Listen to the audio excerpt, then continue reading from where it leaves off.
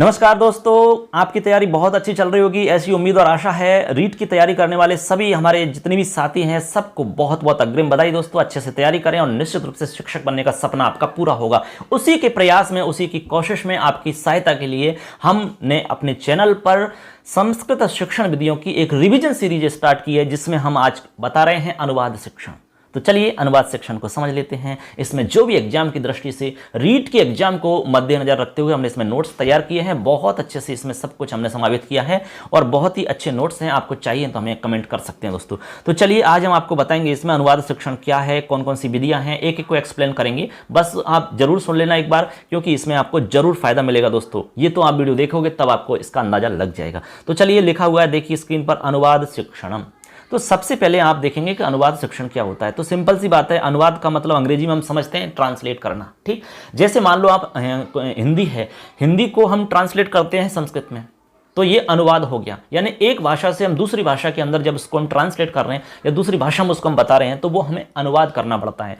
अंग्रेजी में कुछ लिखा हुआ है, उसको हम बच्चों को समझा रहे हैं, हिंदी में समझाना चाहते हैं, तो उसको अनुवाद करना पड़ेगा। ठीक है, उर्दू में कुछ लिखा हुआ है तो उसको हमें हिंदी में बताना है, या संस्कृत में बता रहे हैं, अंग्रेजी में बता रहे हैं, तो अनुवाद करना पड़ेगा। ठीक है, बहुत सारे लोग बाहर से आते हैं जिनको अंग्रेजी आती है लेकिन हिंदी नहीं आती है, तो उनके लिए ट्रांसलेटर रहते हैं। ठीक है, जैसे मान लो कोई किले में घूमने आए तो वहां पर कोई ट्रांसलेटर लगे रहते हैं, उनको कहते हैं अनुवादक। यानी वो अंग्रेजी जानते हैं लेकिन वो क्या करते हैं, उनको अनुवाद करके बताते हैं। ठीक है, उनके साथ में ट्रांसलेटर भी रहता है। अब वो बता रहा है, मान लो कोई बताने वाला भी रहता है, गाइड रहता है, तो गाइड बताता है कि देखो ये इसने बनवाया था, उस राजा ने बनवाया था, यहाँ ऐसे लड़ाई हुई थी। अब वो हिंदी में बता रहा है। अब जो गाइड रहता है उनको हिंदी भी आती है, तो वो ट्रांसलेट करते हैं उसको फिर हिंदी से। ठीक है, हिंदी को अंग्रेजी में ट्रांसलेट करके उनको समझाते हैं, जिससे कि उनको समझ में आ जाए। तो कहने का मतलब अनुवाद आप समझ गए होंगे। अब अनुवाद के उद्देश्य क्या है वो समझ लो। अनुवाद का उद्देश्य होता है शब्द भंडार में वृद्धि करना। अनुवाद शिक्षण का उद्देश्य एक तो है शब्द भंडार में वृद्धि करना, दूसरा है द्विभाषा ज्ञान और शब्दकोश में वृद्धि करना। ठीक है, यानी कि दो भाषाओं का ज्ञान हो जाएगा आपको, या दो से अधिक भाषाओं का ज्ञान हो जाएगा आपको। एक शब्द भंडार आपका अच्छा हो जाएगा, शब्द नए नए मिलेंगे आपको, और शब्दकोश में वृद्धि, वो तो एक ही मतलब हो जाता है इसका। ठीक है, तो ये हमारा उद्देश्य कोई बहुत कठिन नहीं है, बहुत ही सिंपल है ये अनुवाद शिक्षण। ठीक है, आराम से समझ में आएगा।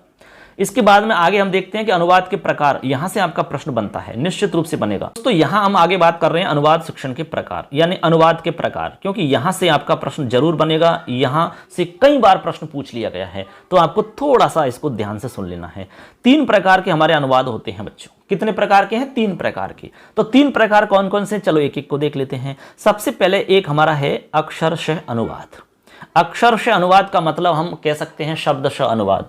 यानी इसमें क्या होता है, शब्दशः अनुवाद हमें करना पड़ता है। जैसे कि हमने नीचे इसको लिख भी दिया है, जैसे शब्द के स्थान पर समानार्थक शब्द का प्रयोग करना। जैसे मान लो कोई भी शब्द है तो उस शब्द का समानार्थक हमने शब्द लिख दिया, उसी की तरह हम अनुवाद करते हैं, यानी अक्षरशः अनुवाद करना। अक्षर का दूसरा अक्षर, लेकिन वो पर्याय होगा फिर। ठीक है, सेम तो लिख नहीं सकते क्योंकि वो समान अर्थ वाला हम लिखेंगे, वो तो पर्यायवाची कह सकते हैं समान अर्थ वाले को। जैसे हमने पानी लिखा हुआ है तो पानी की जगह हमने लिख दिया जल, लिख दिया नीर, अम्बू, कुछ भी लिख दिया, तो कहने का मतलब वो समान अर्थ वाला हो गया। तो ये अनुवाद हो गया एक तरीका से। तो इसको हम अक्षरशः अनुवाद कह सकते हैं, या हम इसको शब्दशः अनुवाद भी कह सकते हैं। ठीक है, तो इसमें कोई खास बात नहीं है, अच्छे से समझ में आ गया होगा। दूसरा हमारा प्रकार है छाया अनुवाद। कौन सा है? छाया अनुवाद। इसमें क्या होता है, भावानुवाद भी हम इसको कह सकते हैं, ध्यान रख लेना है। इसके बाद में इसको मर्मानुवाद भी कह सकते हैं और निष्कर्षानुवाद भी कह सकते हैं। अब देखो क्यों, क्योंकि छायानुवाद में क्या होता है, उसके भाव के आधार पर अनुवाद करते हैं हम। ठीक है, भावार्थ के आधार पे, इसलिए हम उसको भाव अनुवाद भी कह सकते हैं। उसके मर्म को समझ करके, मर्म का मतलब भावार्थ ही एक तरीका से, तो मर्मानुवाद भी कह सकते हैं। उसके निष्कर्ष को जान करके, तो निष्कर्ष भी एक तरह से वही चीजें हैं सारी की सारी। भाव कह सकते हैं, मर्म कह सकते हैं, निष्कर्ष कह सकते हैं, तो उसको हम निष्कर्ष अनुवाद भी कह सकते हैं। तो ये हमारे 3 अलग अलग इसके नाम हो जाते हैं, किसके? छाया अनुवाद की। तो छाया अनुवाद को हम भावानुवाद भी कह सकते हैं, ध्यान रख लेना। मर्मानुवाद भी कह सकते हैं, ये भी ध्यान रखना है। निष्कर्षानुवाद भी कह सकते हैं, ध्यान रख लेना है अच्छे से। ठीक है, अब एक लाइन हमने इसमें लिखी है कि भावार्थ को अनुवाद रूप में अन्य भाषा में प्रस्तुत करना। यानी भावार्थ को, जैसे मान लो कोई श्लोक है तो श्लोक का अर्थ अलग होता है लेकिन उसका भावार्थ अलग होता है, तो उस भावार्थ को अनुवाद रूप में हम दूसरी भाषा में प्रस्तुत करते हैं। इसी को कहते हैं छाया अनुवाद विधि। समझ गए होंगे वहां पर, छाया अनुवाद विधि। तीसरी है और लास्ट है हमारी तथ्यानुवाद विधि। इसको तथ्यानुवाद विधि का दूसरा नाम है अर्थानुवाद विधि। क्या है? अर्थानुवाद विधि। यह अनुवाद की सर्वोत्तम शैली मानी जाती है। यह जो विधि है हमारी अनुवाद की सर्वोत्तम शैली मानी जाती है। तो यहां से भी आपका प्रश्न बन चुका है, अनुवाद की सर्वोत्तम शैली कौन सी मानी जाती है? तो उत्तर हो जाएगा तथ्यानुवाद वाली शैली या अर्थानुवाद वाली शैली। इसमें क्या होता है, विषय वस्तु के अर्थ को प्रस्तुत करते हुए अनुवाद करना पड़ता है।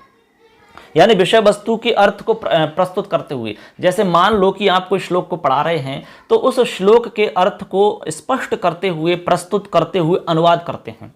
बस समझ गए आप? ठीक है, उसको आप संस्कृत में अर्थ बता रहे हैं, एक प्रकार से अनुवाद कर रहे हैं, ऐसे है। तो तथ्य को समझते हुए, उसके अर्थ को स्पष्ट करते हुए, तो यही हमारी अनुवाद की सर्वोत्तम शैली मानी जाती है और ज्यादातर हम इसी के आधार पर पढ़ाते हैं। ठीक है, तो ऐसे करके फ्रेंड्स हमारे अनुवाद के 3 प्रकार हुए। अक्षरश अनुवाद याद रखना है आपको, प्रश्न आपका जरूर बनेगा।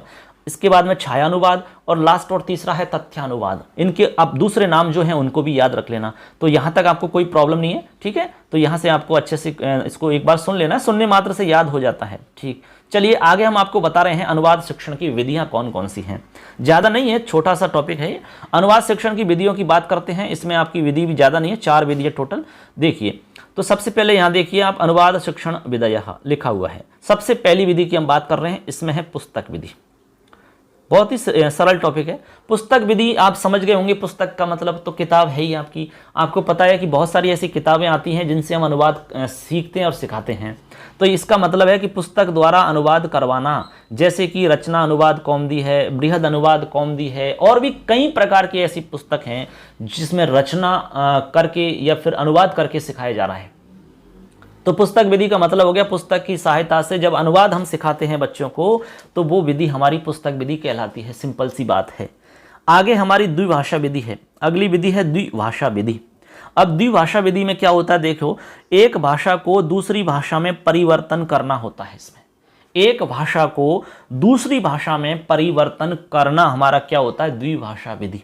समझ गए? द्वि यानी 2 होता है, भाषा का मतलब आप समझ रहे हैं। तो एक भाषा को हम दूसरी भाषा में परिवर्तन करेंगे। जैसे संस्कृत की बात है, तो संस्कृत को हम दूसरी भाषा में कन्वर्ट करेंगे, यानी कि संस्कृत को हिंदी में हम बताएंगे, यानी हिंदी में परिवर्तन करेंगे। तो इसको कहेंगे हम द्विभाषा विधि। एक व्यक्ति भाषा बोलता है और दूसरा अनुवाद करता है। इसमें अब देखो सिस्टम क्या रहता है। इसमें क्या होता है, जैसे एक व्यक्ति संस्कृत में बोल रहा है, ठीक है, और दूसरा व्यक्ति उसको हिंदी अर्थ कर रहा है। तो ये होता है हमारा, एक व्यक्ति भाषा बोलता है, दूसरा उसका अनुवाद करता है। किसी गद्यांश या अनुच्छेद आदि को पढ़ा करके अध्यापक एक एक का संस्कृत अनुवाद कर देता है। सिंपल वही बात है जो हम बता रहे हैं।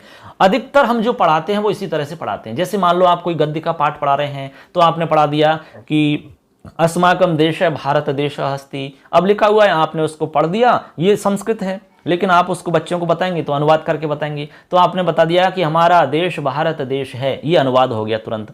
तो आप ये संस्कृत की लाइन बोली फिर अनुवाद कर दिया, संस्कृत की लाइन बोली फिर अनुवाद कर दिया। तो यही तो बता रहे हैं इसमें कि किसी भी गद्यांश अनुच्छेद को पढ़ा करके जो अध्यापक है एक एक शब्द का संस्कृत अनुवाद कर देता है, अनुवाद करके बता देते हैं आपको। तो द्विभाषा विधि आप समझ गए होंगे, ये हमारी अनुवाद शिक्षण की विधि है। ठीक, अगली विधि है हमारी सेकंड लास्ट, तुलना एवं अनुकरण विधि। तुलना एवं अनुकरण विधि, शिक्षक द्वारा एक आदर्श अनुवाद अनुच्छेद प्रस्तुत करके उसका अनुकरण छात्रों द्वारा किया जाता है। मतलब क्या होता है, अनुकरण करवाते हैं बच्चों से। यानी शिक्षक जो होता है वो क्या करता है, एक आदर्श अनुवाद अनुच्छेद प्रस्तुत करता है। यानी कोई भी एक अनुच्छेद 10-5 लाइन, कोई भी 5 या 7 या 8 लाइन का जो अनुच्छेद है उसको बच्चों के सामने प्रस्तुत करता है। उसके बाद में वो कहता है कि उसका अनुकरण छात्र करें। ठीक है, यानी कि आप अनुकरण करो, छात्रों से वो कहता है। तो छात्र भी वैसा लिखने की कोशिश करते हैं। ठीक है, तो उसकी तुलना करते हुए उसके आधार पर, जैसे हमने कोई वाक्य बना दिया, ठीक है, एक वाक्य बना के बता दिया, उससे रिलेटेड हमने दूसरा वाक्य बच्चों को दिया, तो हम क्या करेंगे, बच्चे क्या करेंगे, उससे तुलना करेंगे। भाई इसमें प्रथम पुरुष का प्रयोग हुआ है तो इस वाक्य के अंदर भी प्रथम पुरुष का प्रयोग हो जाएगा। अच्छा, इसमें पठंती आया है तो इसके आधार पर ये आ जाएगा। इसमें तुलना करके अनुकरण कर रहे हैं बच्चे। तो सिंपल है, बात समझ गए आप। तो पहले शिक्षक प्रस्तुत करेगा, उसके बाद में बच्चों से अनुकरण करवाएगा। तो इसी का नाम है तुलना एवं अनुकरण विधि। लास्ट विधि है मातृभाषा विधि। मातृभाषा विधि का मतलब है किसी भी भाषा को मातृभाषा का सहारा लेकर के अनुवाद सीखना मातृभाषा विधि कहलाता है। ठीक है, जैसे मान लो आप संस्कृत सिखाना चाह रहे हैं तो, और बच्चे जो मातृभाषा है उनकी हिंदी है, ठीक, और भी कोई हो सकती है। तो बच्चों को हम हिंदी का सहारा लेते हुए उनको संस्कृत सिखाएंगे, सिंपल सी बात है। यानी मातृभाषा का मतलब हो गया कि मातृभाषा का सहारा लेते हुए हम उनको दूसरी भाषा सिखाते हैं, इसी को कहते हैं मातृभाषा विधि। तो ऐसे करके हमारी अनुवाद की 4 विधियां हो जाती हैं। बिल्कुल अच्छे से हमने एक एक को एक्सप्लेन किया है। सबसे पहले हमने बताया पुस्तक विधि, ठीक है, जिसमें पुस्तक का प्रयोग किया जाता है। द्विभाषा विधि, जिसमें हम एक भाषा से दूसरी भाषा में अनुवाद करते हैं। इसमें एक व्यक्ति भाषा बोलता है, दूसरा उसका अनुवाद करता है। तो जैसे मान लो कोई भी टीचर है, श्लोक पढ़ा रहा है, तो श्लोक को पढ़ा दिया उन्होंने, सर्वे भवन्तु सुखिनः, अब उन्होंने कहा कि सभी लोग सुखी होवें, ऐसे अनुवाद करता जाता है। साथ साथ में एक एक शब्द का अर्थ भी बता देते हैं इसमें। उसके बाद में हमने बताया तुलना अनुकरण विधि। तो इसमें तुलना और अनुकरण किया जाता है। कोई भी काम दे दिया, कोई भी अनुच्छेद बता दिया टीचर ने, कोई भी वाक्य बता दिया टीचर ने, फिर बच्चों से कहते हैं कि आप अनुकरण करो इसका और इसके आधार पर बनाइए, आप खुद करिए अनुकरण। तो बच्चे करते हैं, फिर उसको देख करके पहले वाले को, अच्छा पहले उदाहरण ये बताया गुरुजी ने, तो इसका मतलब ऐसे बनेगा ये। उसके बाद में हमने लास्ट बताई थी मातृभाषा विधि। मातृभाषा विधि में हमने आपको बताया कि मातृभाषा का सहारा लेते हुए अन्य भाषा को सिखाना, यही होती है मातृभाषा विधि।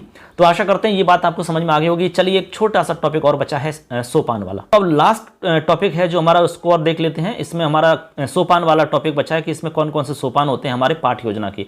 तो चलिए उनको भी देख लेते हैं। पाठ योजना में सबसे पहले प्रस्तावना है। हम बार बार आपको बता रहे हैं प्रस्तावना का उद्देश्य क्या होता है, ये आप सब जानते हैं, इसको बार बार बताने की आवश्यकता नहीं होगी। उसके बाद में उद्देश्य कथन होता है। उद्देश्य कथन क्या होता है ये भी आप समझे होंगे, क्योंकि उद्देश्य कथन में हम ये चीज बताते हैं कि बच्चों आज हम इसको पढ़ाएंगे, इसके बारे में सीखेंगे, ठीक है। उसके बाद में हम तो चलिए फ्रेंड्स, हमारा अब नेक्स्ट जो हमारा वो है इसमें सोपान, वो है प्रस्तुतिकरण, ठीक है। हम बात कर रहे हैं अनुवाद शिक्षण की। तो प्रस्तावना हो गई आपकी, फिर अनुवाद शिक्षण हो गया आपका। अब इसमें हम आपको तीसरा सोपान बता रहे हैं, प्रस्तुतिकरण। अब प्रस्तुतिकरण में आप सबसे पहले काम करवाएंगे मौन वाचन। बच्चों से कहेंगे चुपचाप बैठ करके आप इनके नियमों को याद रखो, ठीक है। कोई भी आप वाक्य दे देंगे, कोई भी गद्यांश आपने दे दिया, बच्चों से कहेंगे चलो इसमें आप देखते रहो, चुपचाप बैठ करके मौन रह करके, बिल्कुल मन मन में पढ़ना होता है मौन वाचन में।